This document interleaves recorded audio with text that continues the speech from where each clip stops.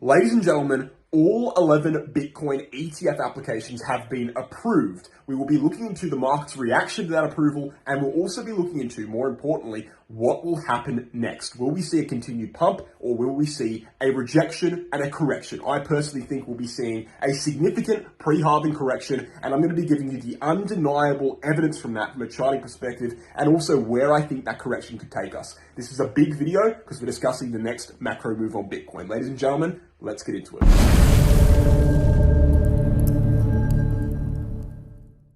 Guys, as mentioned in the introduction, we saw the ETF approvals. All 11 ETF applications were approved. We perfectly predicted that. We said, obviously, the approval was the more likely result. I think there was going to be an approval. I also said that if there is an approval, which was the more likely result, I believe that all of them would be approved at the same time. That's exactly what we saw. But interestingly, we didn't see much of a market reaction from that. And this is something that I actually highlighted in yesterday's video as well. Not to sit here and say that I was correct about everything, because I mean, that's not really a fair thing to say, considering I was on the fence about what way the market would move to an extent. I did say a sell the news event was more likely. We didn't necessarily see a sell the news event, so I suppose I was wrong about that to an extent.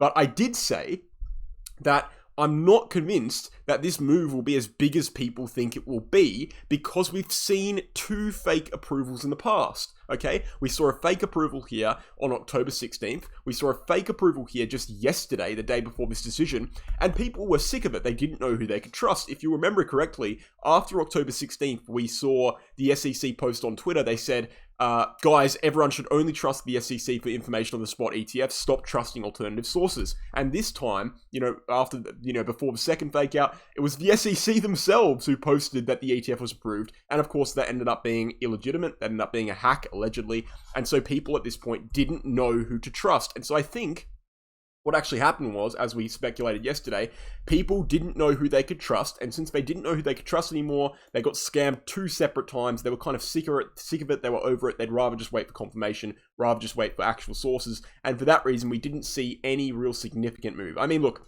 depends what you mean by significant, because we did see a 6% range move over the course of 3 hours. We saw a dump and then a pump. I suppose, in a way, it was sell the news, because we dumped downwards quite heavily, down was 4% upon the news, but it wasn't as significant as a lot of people were expecting. People just didn't trust it anymore. They didn't trust any of the immediate sources. There was too much jibber jabber around hacks of accounts, around false information leaked by interns. They didn't know who they could trust, and it led to a depleted move, okay? And now, a lot of people were expecting a definitive market decision here. They were expecting to break above major resistance, break down a lower support, but now we're kind of left in the same spot we were left off in before. The good news is, and this is where I get into my opinions on Bitcoin, I can finally make predictions about Bitcoin again, because the Bitcoin price action has been absolutely plagued by this ETF narrative for a long time, and TA has been on the back burner, right? TA hasn't really mattered for this whole period of time here. It's just been the ETF narrative pumping Bitcoin over and over again. Thankfully, we're back in a period of time in the market where there's no actual narrative driving Bitcoin definitively to the upside other than the halving narrative, and the halving is still 3 months away.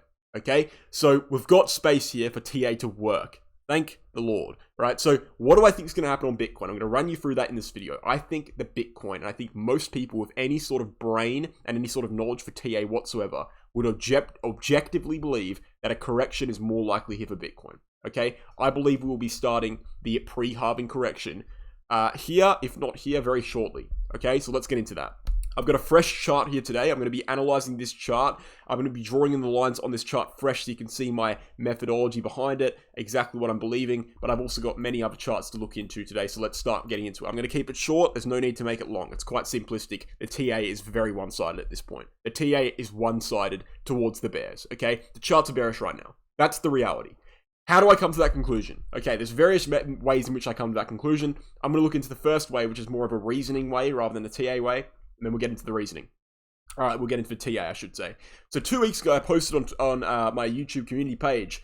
It has now been 232 days since Bitcoin has seen a 25% plus drawdown. The last time Bitcoin went this long without a drawdown of that side was 2011. Okay, so this post alone has highlighted and did highlight how massively stubborn, I suppose, Bitcoin has been in this upwards trend. Again, just to repeat that, just in case you didn't catch it, because it's very significant. We have not seen a 25% or more drawdown for the longest period of time since 2011.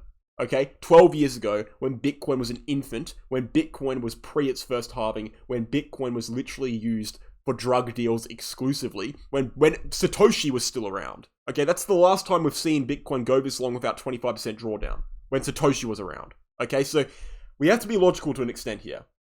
That alone is huge evidence, okay, for Bitcoin seeing a correction around now or soon. Okay, in this post, I highlighted the ETF narrative's been a plague on Bitcoin. People have been reluctant to sell because they're waiting for the ETF. They're waiting for a pump on the ETF. Of course, we didn't see that. We're correct in saying that. Literally, even in my community, right? Even in my community, which is a community in which I've been constantly putting doubt on the idea of a pump on ETF. 44%, 46%. 29%, so right, 75 or more percent plus, we're expecting a pump upon ETF approval or something like that. The fact of the matter is the biggest majority of people, not 75%, sorry, that was a miscalculation, but 46%, which is the biggest majority of people within these four options, expected an approval and pump on ETF release. Okay, so most people were expecting an approval or pump out of any of the other options, right? Even in my community, as I said, in a community that's constantly been putting doubt on the idea of an ETF release and pump, okay? Even in my community, most people thought it was going to be bullish. Okay, so people have been reluctant to sell because they think Bitcoin is going to pump massively upon the ETF release. Of course, now we've seen the ETF release, the narrative has subsided, and we haven't seen that pump. And now we are left with the raw TA. First of all, the reasoning says, okay, Bitcoin's been going upwards for a very long period of time, hasn't seen any significant correction. Surely it has to correct. That's the reasoning. It's actually very strong reasoning. And then the TA itself says, okay, Bitcoin right now is hitting its head against its major macro resistance, right? Between 48k and 47k. There is also a major resistance at 52k that we need to be watching as well, okay? But for the most part, 48k and 47k, it's been hitting its head on that major resistance. I've said throughout this entire move, since the break of 38k, which I predicted, I said Bitcoin is looking bearish right now, but the ETF narrative could take it to 48k. We saw that occur. I was correct in that prediction. Now I'm saying to you that it is unlikely that Bitcoin breaks above this 48k level without correcting. And if it does, it will probably be a scam wick to 52k and then coming back down. I do not think Bitcoin will break this macro resistance without seeing a correction. If the TA has anything to say for it, that's objectively true, that statement. Give me something on the TA. I beg you, anyone in the comments section, give me something on the TA that is not Elliott wave theory, which is overly subjective, and is not the golden cross on the weekly chart, which is also very subjective, and we've never seen it before. We don't know what's going to happen. Give me something other than those two things that says that Bitcoin is going to break this 48k level without correction. I beg you to do that. The fact of the matter is you cannot. The fact of the matter is that if the TA is acting rationally right now, which it should be because the ETF narrative, which caused it to act irrationally, has subsided, we should be seeing a rejection from this level. We should be seeing a major correction before the halving. I'm not saying I'm bearish on Bitcoin, not at all. I'm actually very bullish on Bitcoin on the macro scale, but I do think we need to pull back. I do think we need to pull back and test our major support at like 38k. That's our major support. 38k, 38.5k, 39k. That's where we need to be going, okay, for a retest of support. And look, there even is a chance we go lower than that. There's even a chance we go to 32. I think it's an unlikely chance. With that said, I think that's quite low. I don't think we really need to go that low. But look, I'll put it this way. I'm not going to be flipping bearish on the Bitcoin macro unless we break 32k. So there definitely is room to move that low. I think first and foremost, let's just focus on 38k though, or something like that, right? 38, 42, zones like that. Just some significant pull, even 42k, right? Just a significant full pullback to a support level that we've built up now. 38k, 42k. In the worst case scenario, 32. I do doubt we'll get that low though. But right now, what are we doing? We're crushing our head against major resistance. There's literally no bullish indicators whatsoever right now.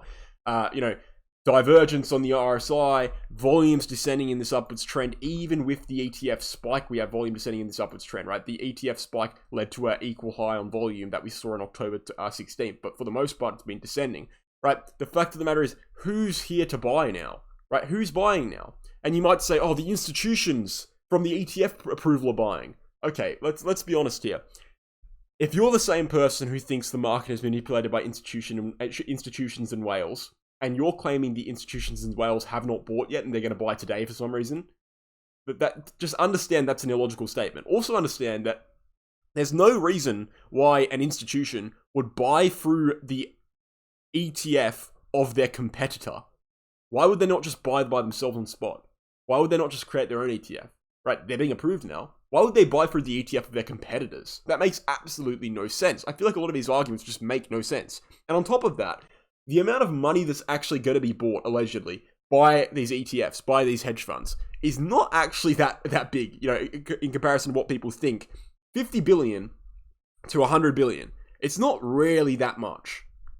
Like, don't get me wrong, it's a lot of money. You know, Bitcoin's market cap is 800 billion, but it's not as much people think it is. You know, it's 10% or 5% of the Bitcoin market cap, and we don't know how quickly they're going to do that. It's not like they're going to do a spot order and buy it all right now. It's going to pump the price, you know, massively in one instant. No, they're going to do it incrementally over a long period of time if they haven't already done it. So I don't think it's going to be noticeable. This is what I've said over and over again, that the ETF is exceptionally bearish, by the way, from a fundamental perspective. But from a TA perspective, it's bullish, but it's going to be gradual. It's going to be long-term growth. You're probably not going to be able to notice it. It's not going to be, they're just going to fill, you know, $1 trillion buy order in one instant. It's not how it works. It's not even possible, actually. But it's going to be long-term gradual growth. So I think we should stop focusing too much on the ETF's result and price action right now. We know the market is macro bullish already. We know the market is cyclically bullish right now. We know after the halving we'll see a bull market. We don't need to attribute it to the ETF. We can just attribute it to the 4-year cycle as we usually do. The ETF is just going to be an extra propellant, just like the presidential cycle is an extra propellant. We've got the presidential election this year. But for the most part, as I said, I'm struggling to find any avenue of TA whatsoever that isn't showing exhaustion, isn't showing signs of reversal, isn't showing outright bearishness. I'm literally struggling to find any of them. And so if we're going to trust the TA, assuming it's logical now, which is an assumption, I will say, but the ETF narrative does seem to be over for the most part, so we can, I guess, reasonably accurately assume that. We should be seeing a rejection from, as I said, either 48k or 52k. In the worst case scenario, 52k. You know, say we see hedge funds buy, say it does actually lead to upwards price action, then I would suspect that 52k would be the level. But around this price level, 48 to 52, this will be the rejection zone, in my opinion, on Bitcoin. You know, as you can see on the screen here, we've got various yellow lines, you know, ascending support lines, all of which is held for long periods of time, some for 3 months, some for 2 months, some for a couple of weeks. And, you know, these have been tested relentlessly. You can see we're seeing compression between 48k and this yellow line on the screen right here. That compression will be ending in just a few days. And so the move, the actual directional move, should occur within the next few days. We don't have much time to make it. And so it is crunch time for Bitcoin. It needs to move. We're running out of time here to move, and we won't discuss it again until it does move. I think I made myself very clear, right? I'm also making myself clear in the fact that, you know, where will we see the correction to? As I said, we're seeing it probably to 38, maybe to 42 in a good scenario, maybe in the bad scenario, even 32. If we go below 32, that's when we start to flip bearish on the macro scale. But I actually do doubt to an extent that we'll reach that low. But look, what I will say as well is something we need to look at is the RSI on the weekly chart. This is something we need to look at quite extensively.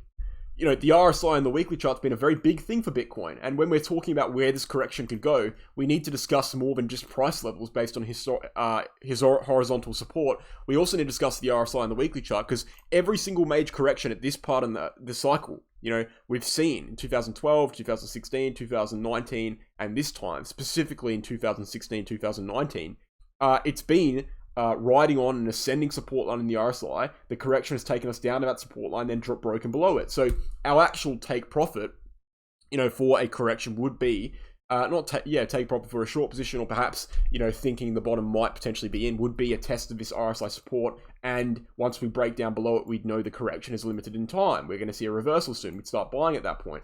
You know, this is what I mean. We've got indicators, we've got trends, we've got lines, we've got historical kind of things that have happened in the past, as I said, trends, to indicate where the bottom could be on the correction. All the TA leans towards correction. We've got lots of knowledge on where that correction could take us. We'll have buying plans to stack up our bags on Bitcoin. I haven't sold anything, for the record, but we will have buying bags to add to those bags upon the time we reach levels like this RSI support on the weekly chart. If we drop below it, we'll start buying incrementally. We've got a specific plan that could work out very well. If we go higher, there's nothing we can really do.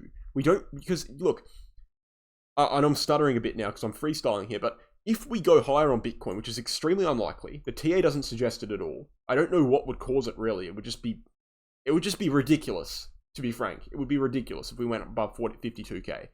we wouldn't really know what to do in that scenario, because we'd understand that, okay, TA is literally out the window now. How do we react? Do we just guess?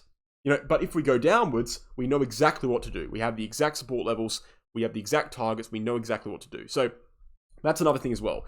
It's not always in your best interest, and this is my point, it's not always in your best interests for Bitcoin to just go upwards, okay? Because going upwards leads to unpredictability. If we just go upwards here, we break 52k, that puts us in a period of time where it's like, okay, nothing even matters anymore from a charting perspective. We don't even need to look at charts.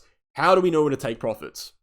How do we know when to buy? We don't, because we've got no measurement. We've got no form of analysis to do. Nothing is valid anymore. We would much rather Bitcoin go downwards, trust the TA again, so we can actually react in a predictable manner, okay? Bitcoin going upwards doesn't make you money, okay? Bitcoin being predictable, that's what makes you money, because it's buying and selling based on predictability that makes you the money, not just watching the chart go upwards. I want to end the video by clarifying something from a cyclical perspective. The halving is in April. The bull market should start after the halving properly, the cyclical bull market. We should see a correction pre-halving for that reasoning, and also for all the other reasoning we've given in this video. But another thing is, the all-time high on Bitcoin has historically been reached around 1,100 days after the previous all-time high. That would bring us in this cycle to around November this year. So give or take 2 months, we're looking at, September to January 2025, September 2024 to January 2025. That's when we should be reaching an all-time high on Bitcoin. That's when we should be reaching 70k, breaking above 70k on Bitcoin. So we've got time. We've got time. The TA is bearish at this point. If we see a correction that lasts a month or two, and then we start going upwards, that would put us in a perfect spot to break the all-time high as expected, as the trend suggests in the previous 2 cycles around Q4 this year. For all the people who say, for example, the top was in April 2021 rather than November, first of all, it just wasn't. I don't know what to say. It just wasn't. We went 10% higher on Bitcoin in November. We went 17% higher on the total cryptocurrency market cap. Altcoins skyrocketed in the second part of the cycle. And the 4-year cycle predicted perfectly a November top, as it did a predicted perfectly December bottom, which would only be valid if we did see a November top. But just in case you think that for whatever reason, which is a completely illogical reason, right? There was no reason to believe the actual top, the real top. What does that even mean? The actual top was April 2021. That would still bring us to an all-time high break in April, which is still 3.5 months away. So there is time for a correction regardless of your bias, but if you're actually using logic rather than just random things people say, we should be expecting an all-time high on Bitcoin Q4 this year. And so we do have time for a correction. We're not in a rush or anything like that. In fact, we're moving quite fast here. So guys, thank you for watching. I hope you enjoyed the video. Check out the VIP group on Telegram. VIP, we trade altcoins multiple times a week. You can go ahead and make a payment there to get your 1 year, 6 month, or 3 month membership. We've got a 78.52% win rate. It's been absolutely exceptional. Our PDF of all of our trading results is available publicly there, fully transparent. Everything's there. Go ahead and check it out. We've then got the Bingx and Bitget exchanges. Both exchanges have never been hacked before. Both have extremely low trading fees. Bingx is global non-KYC. Bitget is global KYC minus the USA. Take your pick depending on your location. You're going to need a good exchange, guys. You're trusting this, you're trusting exchanges with basically a lot of your money, and you're paying a lot of fees to them. So get on a good one. These 2 are good ones, and I've handpicked them myself, and I can confirm that. So my referral links are down below. My referral links will give you further discounts on trading fees and further rewards from the reward center, up to 4,000 USD in rewards and up to 15% discount on trading fees. Go ahead and click the links below, sign up to these exchanges, help out the channel and help yourself. And then finally, the Crypto Academy Become a Trader course.